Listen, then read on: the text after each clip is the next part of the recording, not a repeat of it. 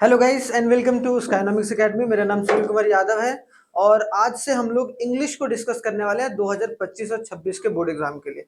मतलब जो आप लोगों का 2026 में बोर्ड एग्जाम होने वाला है उसके लिए आज जो होगा वो इंग्लिश का पहला chapter a letter to God जो है उसको हम लोग शानदार तरीके से डिस्कस करेंगे। लेकिन उसके पहले थोड़ा सा हम लोग ये समझेंगे कि आखिरकार इंग्लिश में किस तरीके का जो पेपर है वो पूछा जाता है। क्या इंग्लिश का जो पेपर है वो किस तरीके से पूछा जाता है, हमें ये पता होना चाहिए कि पैटर्न क्या है, क्या क्या किस तरीके से आता है या नहीं आता है।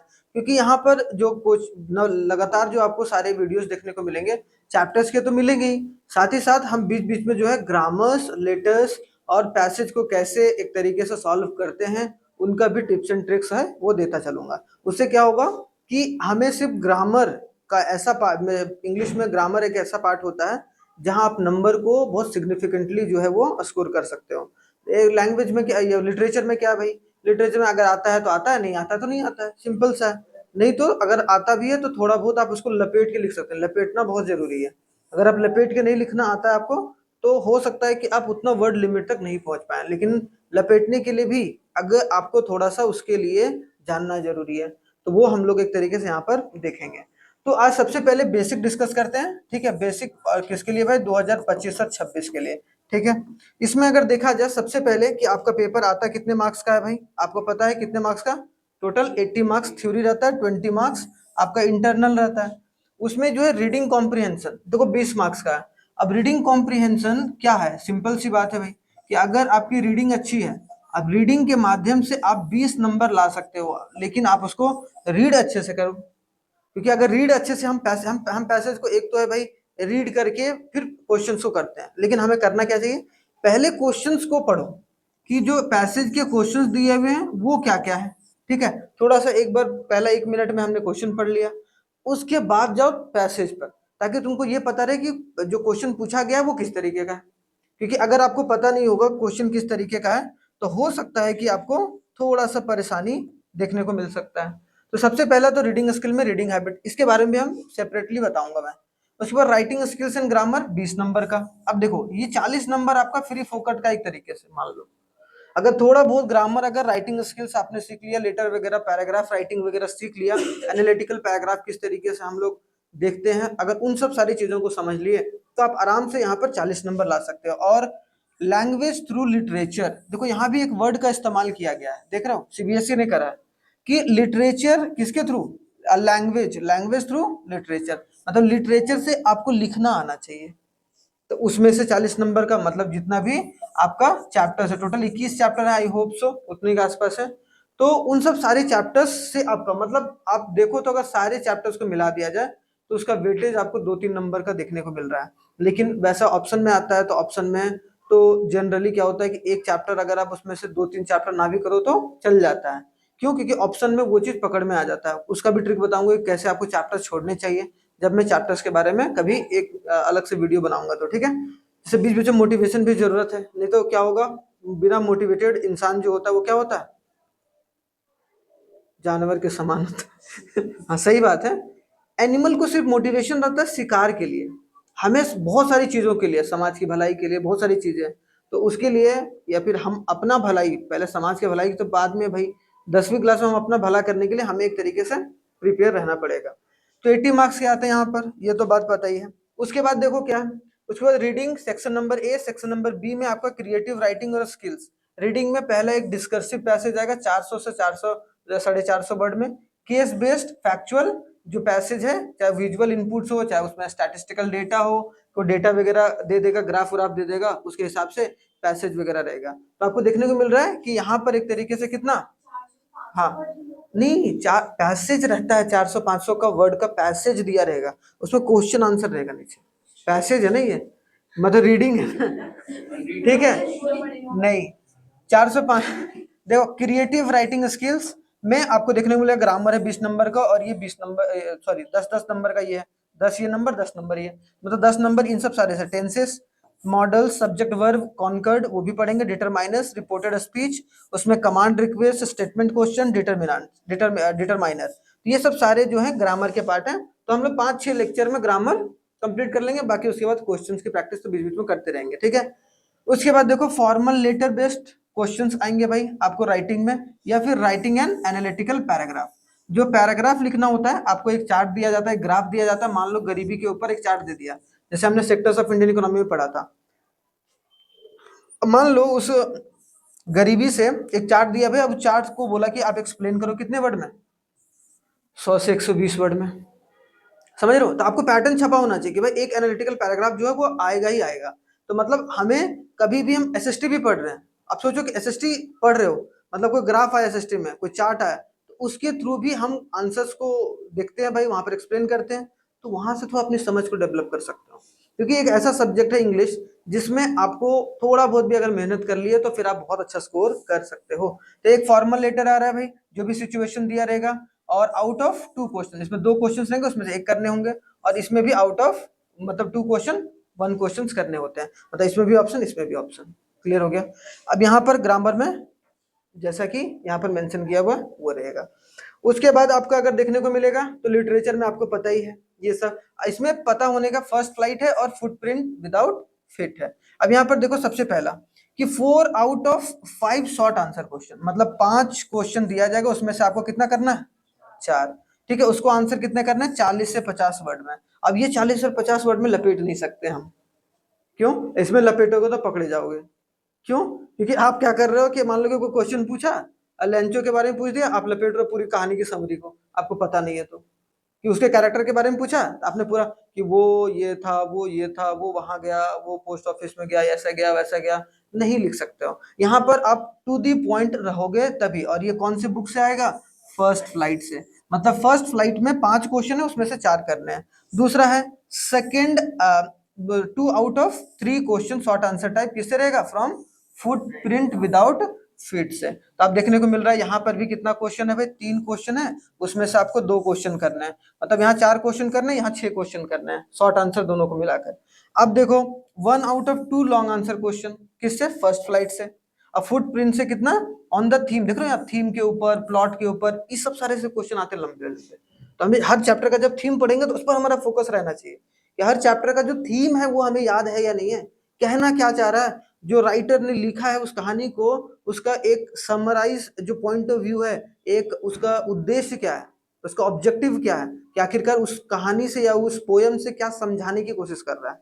तो देख रहे हो लॉन्ग आंसर, तो यहाँ पर देखो 1 आउट ऑफ, मतलब यहाँ से एक लंबा क्वेश्चन आएगा भाई, एक 2 क्वेश्चन रहेगा, उसमें से आपको एक करना रहेगा किससे, फर्स्ट फ्लाइट से, जिसको कितने में लिखना है, 100 से 120। अब सोचो यहाँ कम से कम आपको 200 120 वर्ड लिखना है, यहाँ भी आपको 120 वर्ड लिखना है, जो फुटप्रिंट से भी इसमें 2 में से एक क्वेश्चन, देख रहे हो? तो यहाँ ऑप्शन है 2 में से एक क्वेश्चन फुटप्रिंट विदाउट फिट से, फिर 2 क्वेश्चन में से एक क्वेश्चन यहाँ, 3 क्वेश्चन में से 2 क्वेश्चन, 5 क्वेश्चन में से 4 क्वेश्चन, मतलब 4 2 6, 4 2 6 7 1 8, मतलब टोटल आपको 8 क्वेश्चन लिखने हैं। अब सोचो इसमें 40, मतलब 50 वर्ड मान लेते हैं, तो 50 इंटू 4 कितना हो गया, 200 वर्ड। यहाँ पर कितना हो गया, 100 वर्ड। ठीक है, 100 वर्ड मतलब 50 के। यहाँ पर आपको देखने को मिल रहा है 120 तो 240 वर्ड। यहाँ ये कितना लिखना है, इसमें किसमें लिखना है, ये आपको लैंग्वेज विद लिटरेचर। ठीक है, यहाँ पर इतना मतलब क्या, 200 200 400 500 540 वर्ड यहाँ लिखने हैं। और आपको लेटर में कितना था, 120, एनालिटिकल पैराग्राफ में 120, तो कितना हो गया, 240। देख रहे हो, तो 240 और 540, 540 और 240 कितना हो गया भाई, 0 8 और 10, 1080 लिखने हैं। मतलब ये 780, सॉरी 780 अब 780 वर्ड कम होते हैं, 780 वर्ड जो है वो एग्जैक्ट है। फिर आपका ग्रामर वाला पार्ट होगा, ग्रामर में तो 2 3 वर्ड होते हैं। ठीक है, उसके बाद आपका जो है मान लो कि करीबन करीबन और सब मिलाकर तो 1000 वर्ड है, वो आप लोगों को क्या करना है, 1000 वर्ड जो है वो लिखना है। तो 1000 वर्ड आप लोग को 3 घंटे में लिखना है, और वो भी प्रॉपर वर्ड। ऐसा नहीं होना चाहिए कि आप बिना सोचे समझे लिख रहे हो, तो समझ के सोच के लिखना है। तो आप समझ सकते हो कि चीजें किस तरीके से आती हैं। तो आई होप सो तुमको समझ में आ गया होगा किस तरीके से क्वेश्चन कहाँ कहाँ से आता होगा, आप लोगों को भी आ गया होगा। तब पढ़ना स्टार्ट कर दीजिए। और पहले अब भाई पढ़ना स्टार्ट करना है तो भगवान का नाम लेना ही होगा, और भगवान का नाम लेते ही जो है वो हमारा अ लेटर टू गॉड जो है वो आ गया, क्योंकि ये भी भगवान पे बहुत भरोसा करता था भाई। क्या है इस कहानी का जो मेन पॉइंट, कि एक लैंचो नाम का एक बंदा होता है भाई, ठीक है। अब लेंचो जो होता है वो उसको बहुत अटूट विश्वास रहता है किसके ऊपर, भगवान के ऊपर। भगवान वो बोलता है भाई वो मतलब हमेशा से भगवान पर बहुत भरोसा करता है कि भगवान जो है वो सब चीज का जो हल है वो हमें एक तरीके से दे देंगे। ठीक है। और इसी के ऊपर जो पूरा कहानी बेस्ड है, और एक पोस्ट ऑफिस और उनके बीच के रिलेशन के बारे में बताया गया, और आखिरकार बताया गया है कि आपको अंधविश्वास किसी के ऊपर नहीं करना चाहिए। एक तो ये एस्पेक्ट है, और दूसरा ये है कि बिना कुछ समझे और जाने आप किसी दूसरे पर इल्जाम नहीं लगा सकते हैं, क्योंकि जब वो 100 पेसोस मांगता है, ठीक है, आप भगवान जी से लेटर टू अ गॉड मतलब गॉड्स को लेटर लिख के, तो पोस्ट मास्टर और उसके जितने भी ग्रुप होते हैं वो 70 पेसोस जाके इसको लेटर में डाल के देते हैं। लेकिन वो उल्टा फिर क्या बोलता है कि हमें भाई वो भगवान से गलती नहीं हो सकती, तो भगवान ने अगर गलती करी है तो एक तरीके से फिर वो बात क्या वो जो लेटर लिखता है फिर दोबारा उसमें क्या लिखता है कि ये जो पोस्ट ऑफिस के थ्रू आप मत भेजिएगा ये 30 पेसोस। क्यों? क्योंकि ये पोस्ट मास्टर जो है वो या फिर पोस्टमैन जो जितने भी सारे हैं वो खा गए हैं। तो इसका मतलब क्या है कि वो बिना कुछ जाने जो है वो ट्रस्ट कर रहा है कि नहीं। जबकि जो पोस्टमैन जितने भी लोग थे उन्होंने सपोर्टिव रोल प्ले किया एक तरीके से, ताकि जो है उसका आगे वाला जो जीवन है, उसके पास इतना भी पैसा नहीं था कि वो जो कोई भी खेत में जो है सीड्स वगैरह वो फिर से एक तरीके से लगा पाए। इसीलिए वो 100 पेसोस मांगा, ताकि उसका जब तक एक पूरा एक सीजन है वो निकल जाएगा फिर से वो खेती करके पैसा कमा सकता है। तो इसको हम लोग थोड़ा सा डिटेल में समझेंगे। कहानी तो मोटा मोटा यही है, लेकिन इसको डिटेल में समझना कि हम लोग लिखेंगे क्या क्या वर्ड लिखेंगे। आप लोग एक होता है कि आप फ्लो में जैसे लपेट के लिख दिए, लपेट के लिखोगे तो गड़बड़ा जाओगे। ठीक है। तो देखते हैं a letter to a God जो कि किसके द्वारा लिखा गया है, GL फ्यूंटस के द्वारा। ठीक है। तो ये हम लोग देखेंगे। और ये एक पोस्ट मास्टर मतलब पोस्ट मास्टर या फिर आप बोल सकते हैं पोस्ट मास्टर नहीं पोस्टमैन लिखते हैं, पोस्टमैन और जो है लैंचो के बीच में, ठीक है, क्या है, कहानी है। ठीक है। लैंचो के बीच में क्या है, कहानी है। अब इसको एक एक कर हम लोग देखते हैं भाई। ईमानदार फार्मर का, अब बोला गया स्टोरी, पहले की पॉइंट देखेंगे, उसके बाद समरी देखेंगे, उसके बाद थीम देखेंगे। ठीक है। अब समझो, the story a letter to God was penned by GL Fuentes, a prominent Mexican writer जो known for a contribution of in poetry, novel और जर्नलिज्म। तो इन अगर इस एरा में देखा जाए तो ये बहुत अच्छे जो है एक पोएट भी रह चुके थे और नोवेल भी राइट करते थे, और साथ ही साथ जर्नलिज्म किसको बोलते हैं, जो ये न्यूज रिपोर्टर वगैरह या फिर जो एडिटर वगैरह का काम करते हैं न्यूज़पेपर में, एडिटर होता है ना, वो लिखते हैं कोई भी पर्टिकुलर टॉपिक पर। The narrative unfolds in a Latin America setting, इसका जो पूरा कहानी का जो फोकस पॉइंट है वो कहाँ पर एक तरीके से किया गया, लैटिन अमेरिका में, फोकसिंग ऑन लैंचो। किस पर फोकस किया गया इस पूरी कहानी में, लैंचो पर। अब फार्मर, एक फार्मर रहता है, वो faces a crisis when his entire crop is destroyed by a hail storm. कि भाई शुरुआत में तो बूंदाबांदी ही होता है, लेकिन उसके बाद जो हेल स्टॉर्म आ जाता है जिसकी वजह से उसका पूरा खेत बर्बाद हो जाता है। तो यहाँ पर बात किया गया कि किस तरीके का क्राइसिस जो है एक फार्मर जिसका नाम लैंचो है वो एक तरीके से फेस करता है। ठीक है। तो ये भी चीज याद करना है। सीकिंग द डिवाइन इंटरवेंशन, और वो क्या चाहता है कि भाई जो गॉड है वो अब इसके बुरे हालात में सपोर्ट करे। और मतलब यही देखो, seeking divine intervention, Lencho writes a letter to God, कि भगवान की सहायता के लिए एक कि भाई कोई ना कोई सपोर्ट करने वाला है, भगवान सपोर्ट करने वाला है। कभी भी वो भगवान के ऊपर जो इतना भरोसा है कि भाई मेरे को वो सपोर्ट करेंगे, तो एक डिवाइन इंटरवेंशन है। डिवाइन देखो वर्ड देख रहे हो, डिवाइन। तो ये सब वर्ड जो है हमें एक तरीके से अपने आंसर राइटिंग में लाने पड़ेंगे। उसके बाद although his prayers are partially answered, जो उसका प्रेयर है, जो भी उसको विनती करता है, उसका आंसर जो है उसको थोड़ा बहुत ही मिल पाता है। 70 पेसोस का मतलब कि वो ये बोलता है कि भाई हमारा जो पूरा है वो एक तरीके से भगवान कभी गलती नहीं कर सकते हैं, तो ये पोस्ट मास्टर ने ही चोरी करा होगा ये पैसों का। ठीक है। तो ये सब सारी चीजों के बारे में बात होता है, मतलब क्या पार्शियली आंसर किया गया, वो जो भी एक तरीके से चीजों को चाह रहा था, जिस तरीके से आंसर किससे, भगवान से।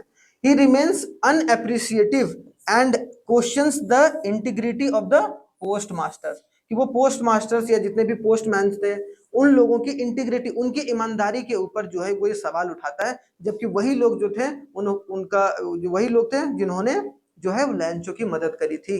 ठीक है।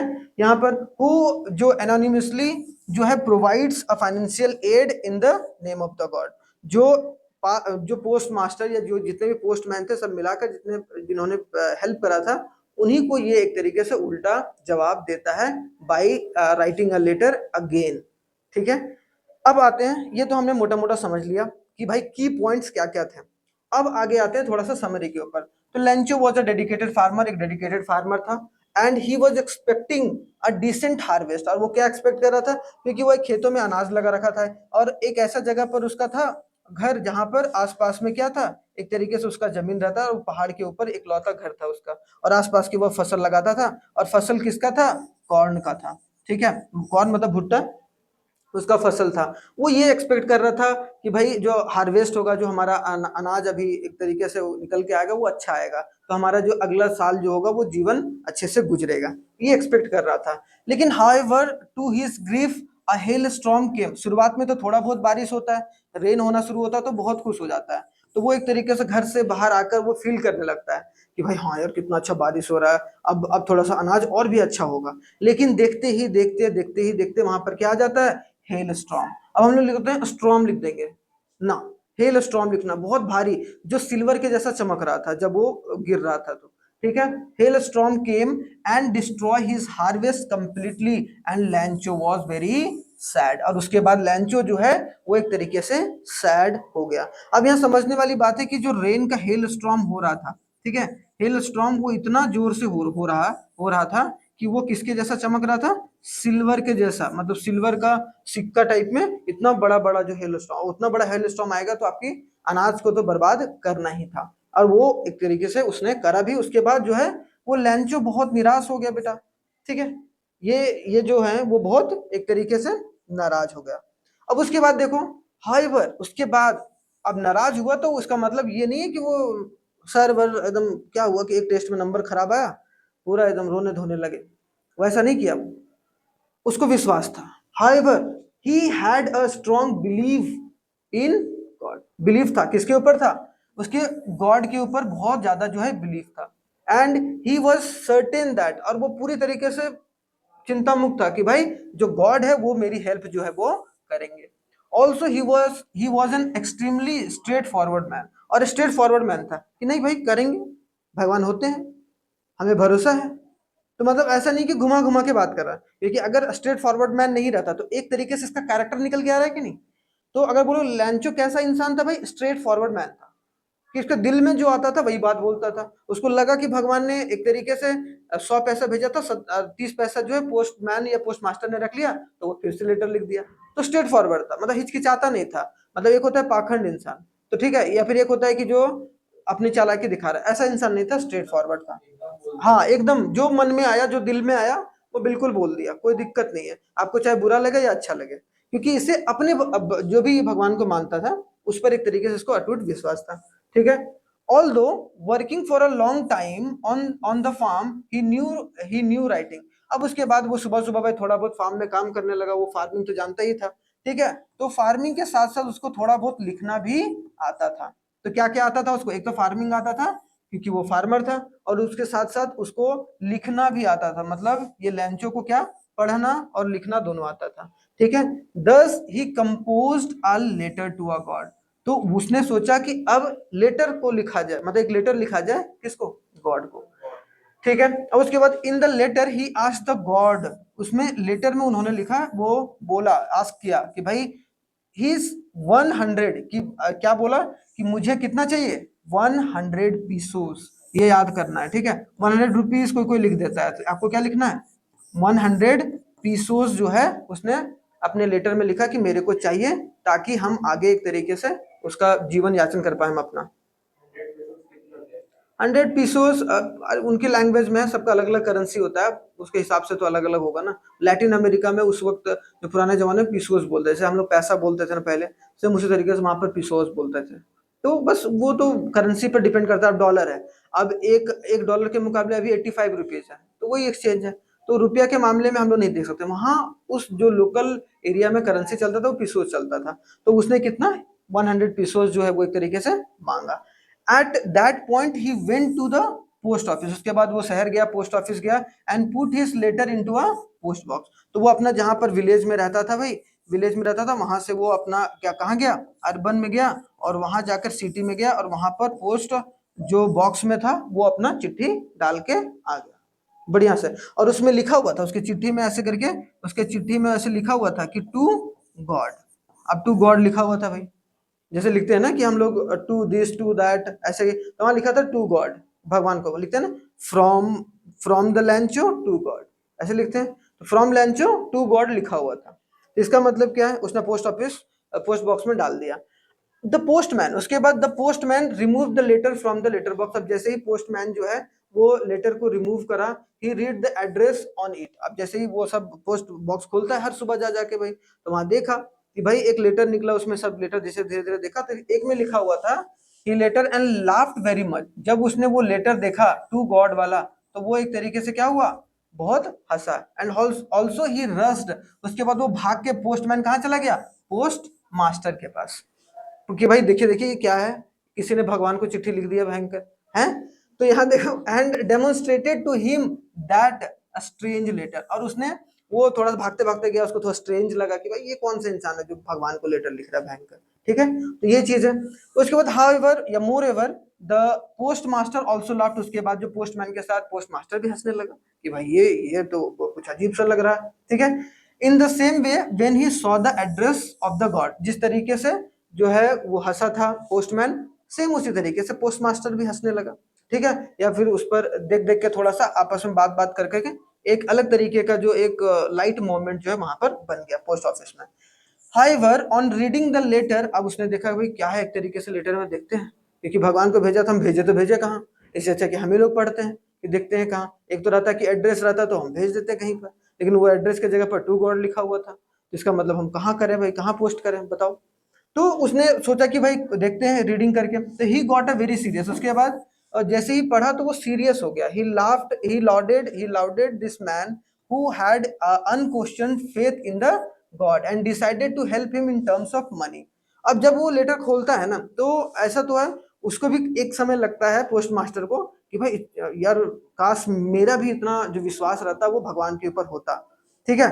लेकिन इस आदमी का इतना जो विश्वास है गॉड के ऊपर, ये बहुत सराहनीय वाली बात है, कि बहुत अच्छी बात है। तो ये सोचता है कि चलो भाई भगवान तो भाई अब कहाँ से ही मदद करेंगे इस तरीके से पैसों का रिलेटेड, तो हम ही लोग मिलकर जो है कुछ जो हेल्प है वो एक तरीके से करते हैं। तो यहाँ पर एक बात और निकल के आया कि पोस्ट मैन या जो पोस्ट मास्टर है वो एक तरीके से एक सपोर्टिव पोस्ट मास्टर है, या फिर एक ऐसा पोस्ट मास्टर जो कि भला के बारे में सोच रहा है, ठीक है, या फिर एक भला इंसान है। हम लोग ये बोल सकते हैं कि he is a noble man, कि एक भला इंसान है भाई, ठीक है।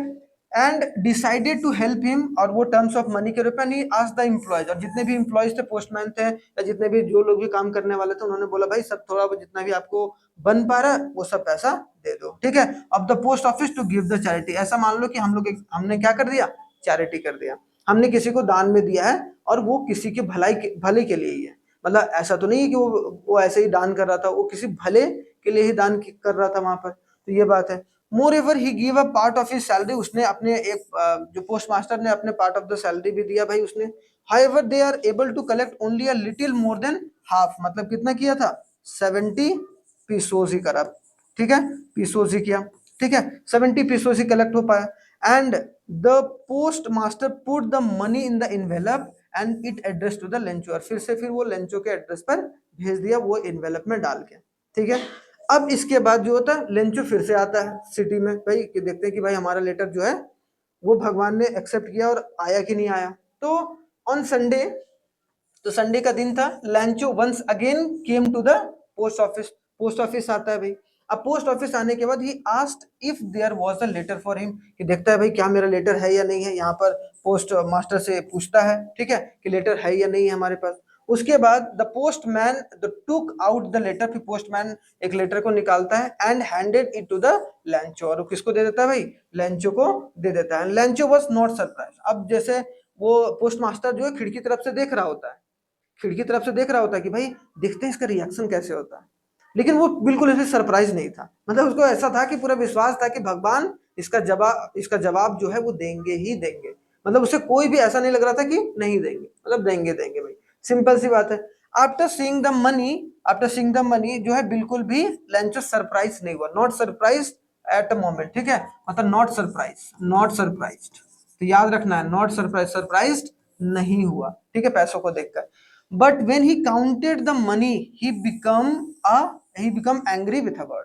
अब जैसे देखो, जैसे ही उसने पैसे गिने, अब उसने मांगे थे 100 पैसे, अब हुए उसमें 70 पैसों से, ठीक है, तो वो एंग्री हो गया, गुस्सा आ गया उसको कि भयंकर ये क्या हो गया, ये तो कहीं ना कहीं तो गड़बड़ी है, ठीक है, तो इसको गुस्सा आ गया। And he was sure that a god could not make या could not have made a mistake, god ने मिस्टेक नहीं करी होगी, ठीक है। He took the paper and ink, उसने पेपर और पेन लिया, and wrote one more letter, और एक और लेटर लिख दिया, and then he put into a letter box, फिर से लेटर बॉक्स में डाल दिया। लो भाई, ठीक है, और लेटर बॉक्स में डाल दिया वहीं पर। अब उसमें क्या लिखा हो, after Lencho had left the place, जैसे ही उसने वहां पर वो लेफ्ट, वहां से चला गया भाई, कहां से, पोस्ट ऑफिस से, ठीक है, जैसे ही चला गया अपने घर की तरफ, वैसे ही the post master and the employees read the letter, उसको बोला भाई देखते हैं कि फिर से इसने क्या लिखा भाई, क्या हो गया इसको। उसके बाद in it the Lencho had complain to God, इस लेटर में जो लैंचो ने कंप्लेन किया था गॉड को, ठीक है, किसको कंप्लेन किया था, गॉड को, that he had received only 70 pesos, कि उसने कितना रिसीव करा, 70 पीसोस ही रिसीव करा है। और लास्ट में लिखता है और रिक्वेस्ट करता है कि he requested to a God to send him the rest of the money, कि भाई रेस्ट ऑफ द मनी है वो आप भेज दो मेरे को फिर से, कि however he asked the God, उसने ये भी बोला कि not to send the money through the send the money through the mail, उसने ये बोला God not to send the money through a mail, कि भाई आप एक तरीके से मेल के थ्रू मत भेजना, मतलब एक तरीके से पोस्ट ऑफिस के थ्रू मत भेजना, ठीक है। इसमें क्या होता है, उसने ये लिखा है कि he wrote that post office employees were a bunch of crook, अब ये देखो ये बहुत अच्छा वर्ड, चोर बोला कि बंच ऑफ क्रूक है, क्या है, bunch of crook, and this might have stolen the money, कि वो भाई एक चोरों का झुंड है, और वो जो है हो सकता है कि उन्होंने आपके 30 पैसे या 30 पीसोस चुरा लिए हो। अब वो बोलता है कि भाई फिर आप ये पोस्ट बॉक्स के थ्रू मत भेजना, ठीक है, मेल के थ्रू भेज देना अलग अलग तरीके से, लेकिन पोस्ट ऑफिस से नहीं भेजना है। तो ये है, इस तरीके से पूरे चीजें देखने को मिलता है। तो हमें ये पूरा कहानी खत्म हो गई यहाँ पर। अब वो देखकर भाई, वो जब ये लेटर पढ़ रहे होते हैं, कौन, जब जितने भी मतलब पोस्टमैन, पोस्ट मास्टर और जितने भी एम्प्लॉयज थे, वो बहुत नाराज होते हैं कि यार ऐसा तो नहीं होना चाहिए, ऐसा तो इंसान को नहीं होना चाहिए कि पूरी तरीके से विश्वास, तो देखो विश्वास तो ठीक है, लेकिन आप किसी के ऊपर इल्जाम बिना जाने नहीं लगा सकते, ठीक है। एक है कि आपको किसी ने कुछ बोला, या फिर मान लो कहीं से कुछ दिखा और आपने डायरेक्टली इल्जाम लगा दिया, आपने नहीं देखा कि उस बंदे का क्या कंडीशन, उसने कैसे आपकी हेल्प करी, ठीक है। अब हमारा जो मेन इंपॉर्टेंट है, जैसा कि मैंने बताया कि जो थीम में लिखने को आता है आपका, क्या वो फुटप्रिंट विदाउट फिट में हो, या फिर आपका ये किसमें फर्स्ट फ्लाइट में हो, इसमें थीम बहुत इंपॉर्टेंट है। तो थीम क्या है, the main theme of the story are faith, hope and the power of nature, या पावर ऑफ नेचर के बारे में बात किया गया, फेथ के बारे में और होप के बारे में बात किया गया, ठीक है। फेथ जिस तरीके से रखता है, जिसमें story about a farmer Lencho के नाम है, जिसने एक्सपीरियंस करता है हेल स्टॉर्म, ये सब सारी बातें। उसके बाद द स्टोरी हाईलाइट्स, ये वाला पॉइंट देखो, ये वाला तो क्या हो गया, इसमें थोड़ा सा आपने पॉइंट लिख दिया, अगर थीम के बारे में आ गया कि कहानी में क्या बोल रहा था, कहानी का मेन चीज यही है, 100 पीसोस मांगा था उसने, कितना मिला उसको, 70 पीसोस मिला। अब बाद में वो एक तरीके से उस पर इल्जाम लगा देता है, मतलब the story highlights the power of faith, इसमें की पावर ऑफ फेथ के बारे में बताता है, and how it can provide a hope in times of adversity, कि अगर आपके साथ कुछ बुरा होता है या कुछ अलग परिस्थिति होती है जैसा आप सोच नहीं रहे हैं, तो आपको भरोसा रखते हुए चलना चाहिए। आप ऐसा नहीं कर सकते कि भरोसा अपना खो दें, आपको भरोसा रखना चाहिए। और additionally the story explore the power of the nature, power of the nature भी बताता है कि किस तरीके से शुरुआत में जो है वो बारिश होती है, फिर धीरे धीरे बारिश जो है हेल स्टॉर्म में बदल जाती है, ठीक है। और एक तरीके से हैवोक ऑन द, और एक वज्र के जैसा उसका गिरता है भाई, बहुत भारी भरकम, कि भाई ये क्या हो गया, अब मैं बर्बाद हो गया, ठीक है। And highlight the unpredictability and destructive potential of the nature world, कि जो नेचर है वो जितना शांत है वो तो है ही, लेकिन अगर वो अपने पर आ गया तो वो बहुत डिस्ट्रक्टिव भी हो सकता है, बहुत भयावह भी हो सकता है, सब चीज बर्बाद भी कर सकता है, ठीक है। And finally the story touches the theme of charity, उसके बाद चैरिटी के बारे में थोड़ा बात होता है, काइंडनेस ऑफ स्ट्रेंजर्स, कि किस तरीके से एक स्ट्रेंज पोस्ट मास्टर्स ने या फिर पोस्ट ऑफिस के लोगों ने जो है एक स्ट्रेंजर की मदद करी, as the post master and his colleagues, है ना, वो लोग एक तरीके से स्ट्रेंजर ही थे, किसके लिए, लैंचो के लिए, ठीक है, and come together to help Lencho in his time, in his time of need, and even though they cannot give him everything he asked for, लेकिन वो सारा चीज उसने वो लोग नहीं दे पाए जो है लैंचो सोच रहा था।